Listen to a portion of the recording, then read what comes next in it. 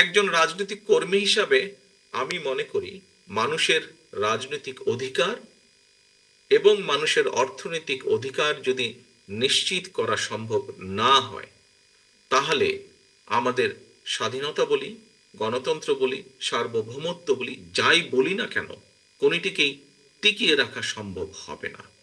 আপনারা খেয়াল করে দেখবেন,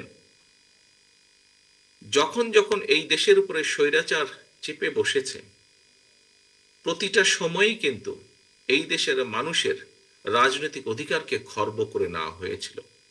এবং রাজনৈতিক অধিকারকে খর্ব করে নেওয়ার ফলে স্বৈরাচার যেরকম বসেছিল, একইভাবে দেশের স্বাধীনতা এবং সার্বভৌমত্বর উপরেও হুমকি চলে এসেছিল। কদিন আগের ঘটনাই আপনারা দেখেছেন। এখানে যারা অস্ত্রের জোরেই বলুন, পেশি শক্তির জোরেই বলুন, অন্য কারো আশীর্বাদেই বলুন, যারা বিগত 15 বছর ক্ষমতাকে ধরে রেখেছিল, সেই সময় মানুষের অধিকার ছিল না বলেও একই সাথে আমরা দেখেছি রাষ্ট্রের স্বাধীনতা এবং সার্বভৌমত্ব হুমকির সম্মুখীন হয়ে গিয়েছিল।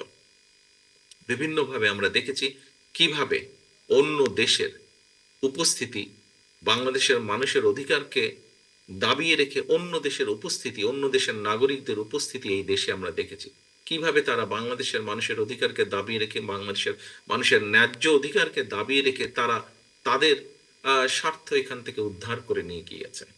একনল হ্যান্ড ওয়াশ 100% প্যারাবেন ফ্রি, তাই নিরাপদ হাতের জন্য আস্থা রাখুন একনলে। প্রিয় উপস্থিতিবৃন্দ, বাংলাদেশ জাতীয়তাবাদী দল বাংলাদেশের অন্যান্য সকল রাজনৈতিক গণতান্ত্রিক রাজনৈতিক দলগুলোকে সাথে নিয়ে 31 দফা আমরা জনগণের সামনে উপস্থাপন করেছি। আজ থেকে 2.5 বছর আগে আমরা উপস্থাপন করেছি। এই 31 দফা আমরা যখন উপস্থাপন করেছি, তখন সংস্কার প্রস্তাব, এই 31 দফা অ্যাকচুয়ালি সংস্কার প্রস্তাব, কতগুলো ব্যবস্থার কি কি উন্নতি করা উচিত হবে দেশকে বা রাষ্ট্রকে মেরামত করার জন্য, দেশ বা রাষ্ট্রকে সামনের দিকে এগিয়ে নেওয়ার জন্য, তারই এখানে বক্তব্য, সেই বক্তব্যগুলি এখানে তুলে ধরা হয়েছে। আমরা যখন বাংলাদেশ জাতীয়তাবাদী দল এবং আমাদের সাথে যে সকল রাজনৈতিক গণতান্ত্রিক রাজনৈতিক দলগুলো আন্দোলনে মাঠে ছিলেন, তাদের সাথে পরামর্শ ক্রমে আমরা যখন এই 31 দফা জনগণের সামনে উপস্থিত করেছি, তখন এর বাইরে অন্য কেউ কিন্তু কোনো সংস্কারের কথা তখন বলেনি। আমরা 2.5 বছর আগে আমরা বুঝতে পেরেছিলাম, 2.5 বছর আগে আমাদের দৃঢ় আত্মবিশ্বাস ছিল এই স্বৈরাচারের পতন হবে, এবং স্বৈরাচারের পতন হবার পরে এই খুনি স্বৈরাচার যেভাবে দেশকে ধ্বংস করে দিয়ে গিয়েছে, দেশের প্রতিটি সেক্টরকে যেভাবে ধ্বংস করে দিয়ে গিয়েছে, প্রতিটি সেক্টরের মেরামত প্রয়োজন, এবং মেরামত করতে হলে একটি পরিকল্পনা প্রয়োজন, একটি গাইডলাইন প্রয়োজন, পলিসি প্রয়োজন। সেটি আমরা জনগণের সামনে সেদিন উপস্থাপন করেছিলাম। প্রিয় উপস্থিতিবৃন্দ, এই যে আমরা 31 দফা দিয়েছিলাম, এই 31 দফার লক্ষ্য বা উদ্দেশ্য কি? লক্ষ্য বা উদ্দেশ্য একটি গণতান্ত্রিক বাংলাদেশ তৈরি করা। লক্ষ্য বা উদ্দেশ্য জনগণের রাজনৈতিক পাশাপাশি একই সাথে অর্থনৈতিক মুক্তি অর্জন করা।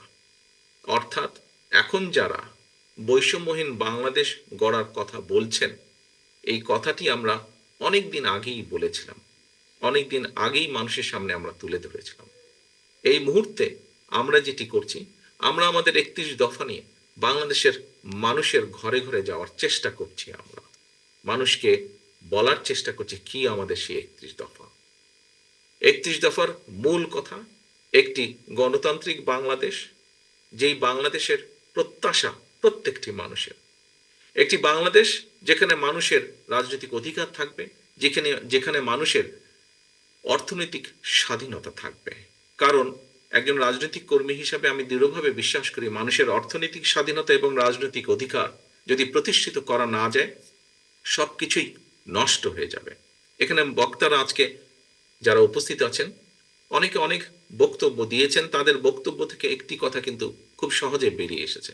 আজকে আমরা যখন খুব সাধারণ মানুষ বলতে যাদেরকে আমরা বুঝাই, তাদের কাছে গেলে কিন্তু একটি কথা বেরিয়ে আসে যে আমরা সবকিছুই বুঝেছি, কিন্তু আমাদের সমস্যার সমাধান কি হবে।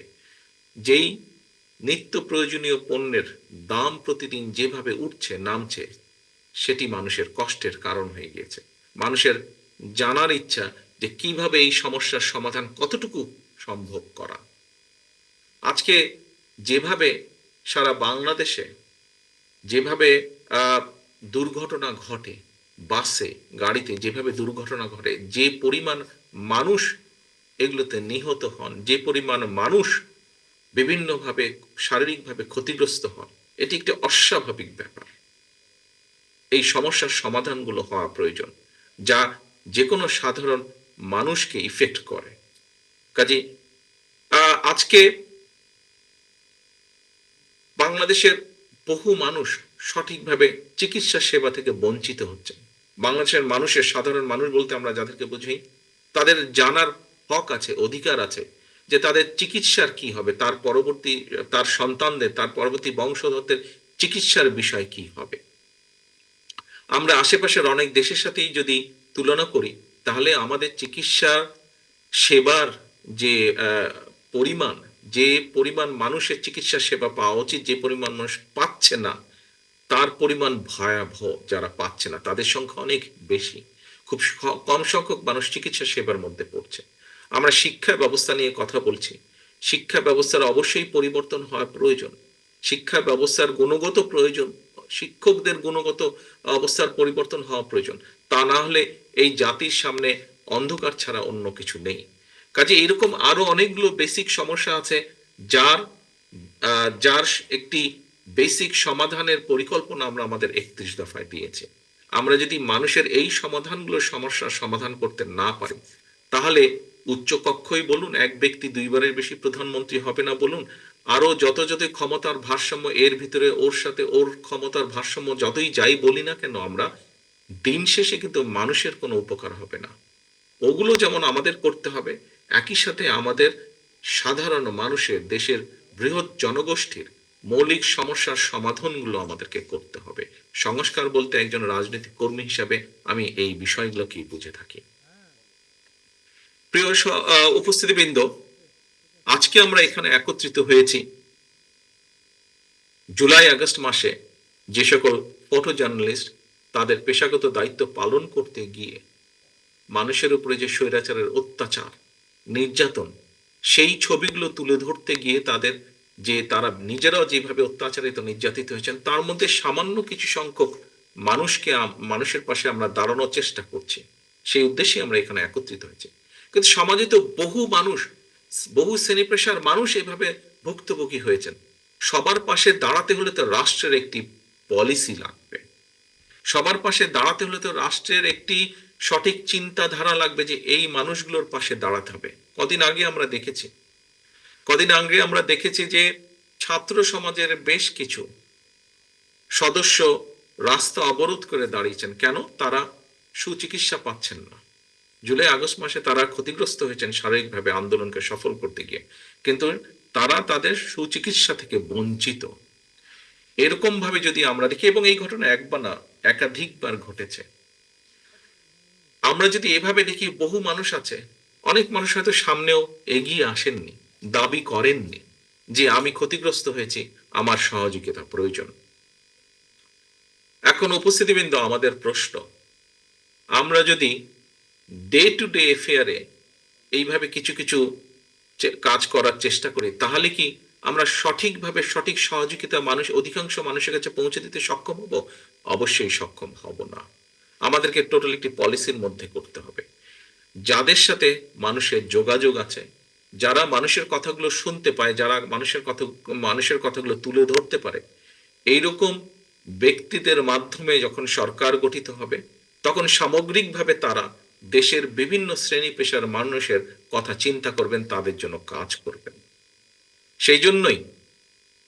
সেজন্যই যদি আমরা বলি, আজকে এই মুহূর্তে সংস্কারকে যদি যারা মনে করছেন যে নির্বাচন পরে হওয়া উচিত, সংস্কার আগে হওয়া উচিত, তাহলে সেই সংস্কারকে সফল করার জন্যই এমন মানুষের দরকার যারা সরাসরি জনগণের সাথে সম্পৃক্ত।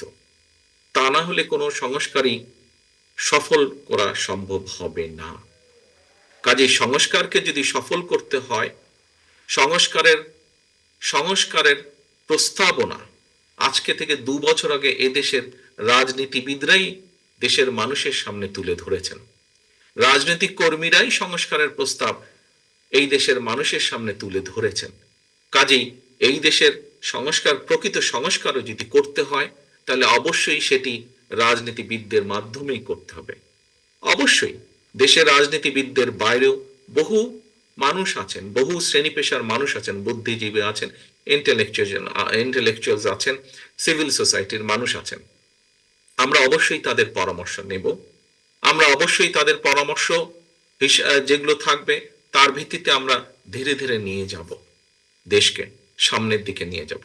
কিন্তু বিষয় হচ্ছে যে যতক্ষণ পর্যন্ত জনগণের ডাইরেক্ট রিপ্রেজেন্টেটিভ দেশ পরিচালনার দায়িত্ব না পাবে, তাদের হাতে দেশ পরিচালনার দায়িত্ব না আসবে, ততক্ষণ পর্যন্ত কোনোভাবেই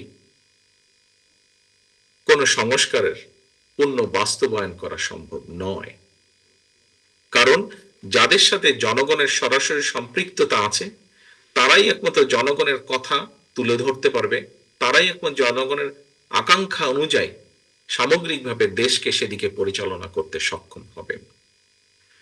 প্রিয় সহকর্মীবৃন্দ, প্রথমেই আমি বলেছি আমরা কিছু সংখ্যক মানুষের পাশে হয়তো দাঁড়াতে সক্ষম হয়েছি আমাদের সীমাবদ্ধতা, লিমিটেশনের ভেতর দিয়ে। আমাদেরকে যদি সামগ্রিকভাবে একটি বৈষম্যহীন থেকে আরম্ভ করে একটি গণতান্ত্রিক বাংলাদেশ গড়ে তুলতে হয় তাহলে অবশ্যই এখানে সকলের পার্টিসিপেশন লাগবে, এখানে জনগণের মতামতের ভিত্তিতে পরিচালিত হতে হবে। আমরা আমাদের বক্তব্য জনগণের সামনে নিয়ে উপস্থিত হয়েছি। আমরা মনে করি অন্যান্য যারা আছেন তারাও জনগণের সামনে উপস্থিত হবেন। জনগণই ডিসাইড করে নেবে জনগণ কাকে দায়িত্ব দিবে তাদের দেশ পরিচালনার। জনগণের দেশ পরিচালনার দায়িত্ব জনগণ কাদেরকে দিবে। কাজেই এই বিষয়টিতে যত দেরি হবে আমরা মনে করি, বিভিন্নভাবে ধারণা করি যে তাতে করে সমস্যা বাড়বে বই কমবে না। একটি বিষয় অনেকেই আলোচনা করেছেন, একটি বিষয়ে অনেকেই বলছেন ইদানিং, যত দেরি হবে নির্বাচনের তত বেশি কিন্তু বিভিন্ন ষড়যন্ত্রের ডালপালা বাড়তে থাকবে। বিভিন্নভাবে সমাজের মধ্যে বিভিন্নভাবে কথাবার্তা, এখনই বিভিন্ন রকম কথাবার্তা আস্তে আস্তে ছড়াচ্ছে যে যারা পালিয়ে গিয়েছে এই দেশ থেকে তারা এই দেশের মানুষের বিপুল পরিমাণ সম্পদ লুট করে নিয়ে গেছে। অবশ্যই তারা সেই সম্পদগুলি সেই ষড়যন্ত্রের পিছনে ব্যয় করবে। কাজেই দেশকে যদি একটি স্টেবল সিচুয়েশনের ভিতরে আনতে হয়, দেশকে যদি ঐক্যবদ্ধভাবে ধরে রাখতে হয়, দেশকে যদি একটি স্থিতিশীল অবস্থার মধ্যে ধরে রাখতে হয়, তবে তার দায়িত্ব অবশ্যই জনগণের হাতে ছেড়ে দিতে হবে। আমরা সকল সময় মনে করি এই দেশের মূল মালিক বাংলাদেশের জনগণ। কাজেই বাংলাদেশের জনগণের সেই অধিকার আছে এই দেশ নিয়ে কি হবে না হবে সেই সিদ্ধান্ত নেবার একমাত্র ক্ষমতা বাংলাদেশের মানুষের। এবং পৃথিবীতে আমরা মুখে সকলেই গণতন্ত্রের কথা বলি, সমগ্র পৃথিবীতে গণতান্ত্রিক ব্যবস্থা বলতে যা বোঝায় সেটি হচ্ছে নির্বাচন। নির্বাচনের মাধ্যমেই জনগণ তাদের মতামত ব্যক্ত করে থাকেন। সেটি আগেই বলেছি আমি, সেটি ইউনিয়ন পরিষদ হোক, সেটি জাতীয় পর্যায়ের হোক, নির্বাচনের মাধ্যমেই জনগণ তাদের মতামত প্রকাশ করে থাকে। নির্বাচনের মাধ্যমেই জনগণ সিদ্ধান্ত নিয়ে থাকে তারা কি চায়। নির্বাচনের মাধ্যমে জনগণ তার জবাব দিয়ে থাকে তারা দেশকে কি বলতে চায়, তারা রাজনীতিবিদ সহ সকলকে কি বলতে চায়। নির্বাচনের মাধ্যমেই জনগণ এসব কাজ করে থাকে। কাজেই জনগণের অধিকার যদি জনগণকে ফিরিয়ে দিতে হয়, দেশ কিভাবে কি হবে এই বিষয়ে সিদ্ধান্ত সম্পূর্ণ জনগণের। আমরা জনগণের অধিকার যত দ্রুত জনগণের কাছে ফিরিয়ে দিতে পারবো, জনগণের অধিকার যত দ্রুত আমরা এই দেশে প্রতিষ্ঠিত করতে পারবো, প্রিয় উপস্থিতিবৃন্দ, আমি বিশ্বাস করি তত দ্রুত আমরা দেশকে ধ্বংসের দ্বার প্রান্ত থেকে ফিরিয়ে আনতে আবার সক্ষম